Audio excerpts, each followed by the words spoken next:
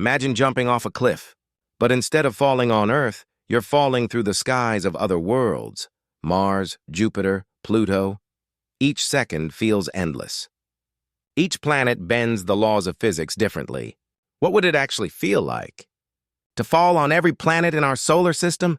Let's find out. All right, let's start with home, Earth. You take a deep breath, look down from a tall mountain, and jump. The air rushes past you at over 9.8 meters per second squared.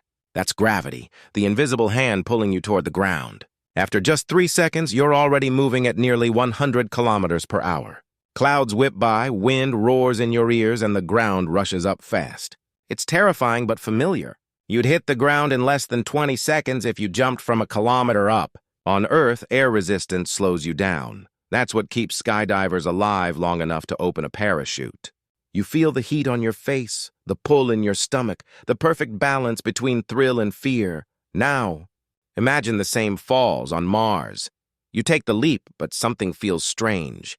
The red dust below seems far away, and you're barely moving. Mars has only about 38% of Earth's gravity, which means your fall is in slow motion. You drift downward like a feather, falling less than half as fast as you would on Earth. But don't relax yet. Mars's atmosphere is incredibly thin, only about 1% as dense as Earth's. There's almost no air resistance, no cushion to slow you down. That means you'd fall gently for a long time. But when you finally hit the rocky surface, there's nothing to break your impact. The silence around you is haunting. No wind, no sound, just your heartbeat echoing inside your suit. The ground is closer now. The red plains of Mars stretch endlessly. You brace yourself, and the moment you land, it's like slamming into concrete dust. On Mars, falling is slow, but deadly quiet.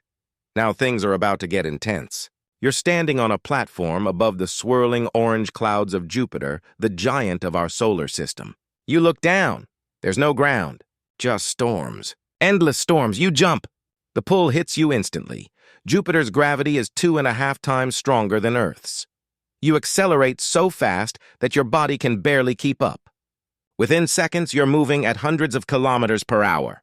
The wind screams around you, lightning flashes across the dense clouds, and you realize you're not falling through air. You're falling through hydrogen and helium. The deeper you go, the pressure builds. It feels like the atmosphere itself is crushing you. You look up. The sunlight fades. Below, it's pitch black. The air becomes thicker than water. At around 160 kilometers down, the pressure is so intense that it would crush a submarine. If you somehow survived, your descent would never end. Jupiter doesn't have a solid surface. You'd keep falling deeper and deeper until you became part of the planet's endless gas layers. Scientists think deep inside there might be a metallic core, a sea of liquid hydrogen, but no human could ever reach it. Your body would dissolve long before that. On Jupiter, there's no landing, just eternal free fall into darkness. But let's travel even farther, to the edge of our solar system, a frozen world waiting for us, Pluto. You step off the icy cliffs of this dwarf planet, and for a moment, you're weightless. The horizon curves strangely. You can almost see the entire planet beneath you.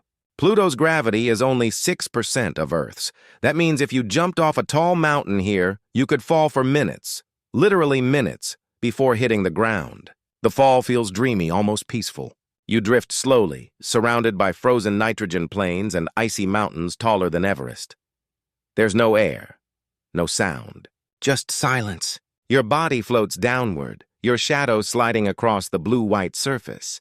The cold is beyond anything you felt, minus 230 degrees Celsius. When you finally touch the surface, it's like landing on powder snow. Slow, soft, and surreal. But here's the shocking part. Because Pluto's gravity is so weak, if you tried to jump again, you could almost bounce back up, 20 feet in the air, like a slow-motion trampoline. On Pluto, falling isn't scary. It's lonely. So what did we just experience? 4 worlds, 4 completely different falls. On Earth, fast, fierce, familiar. On Mars, slow, silent, and deceptive. On Jupiter, violent and endless. And on Pluto, gentle but freezing. But here's where it gets interesting. Gravity is more than just a number. It shapes everything, from how our bodies grow to how our atmosphere holds together to how time itself passes. Yes, gravity even affects time. On Jupiter, where gravity is strongest, time would move slightly slower for you compared to Earth. That means while you're falling through its clouds, time itself stretches. A real-life warp in physics.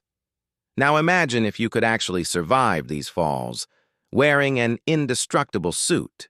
The sights you'd see would be beyond imagination. On Mars, you'd watch dust storms the size of continents swirling beneath your feet. On Jupiter, lightning bolts larger than entire cities. And on Pluto, you'd see sunlight reflecting off the frozen nitrogen plains, a faint blue glow under a sky where the sun looks like a bright star, not a burning ball. Each planet tells a story of gravity, distance, and survival. And in this story, you're not just watching, you're part of it.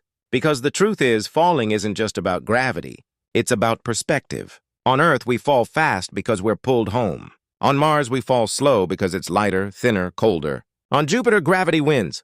And on Pluto, gravity barely whispers your name.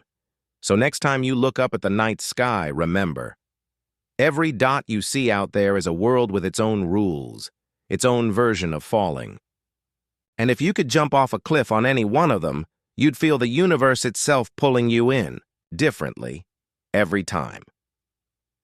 If you enjoyed this journey, imagine what falling into the sun or onto a black hole would look like. That's coming next. Because in space, falling isn't the end.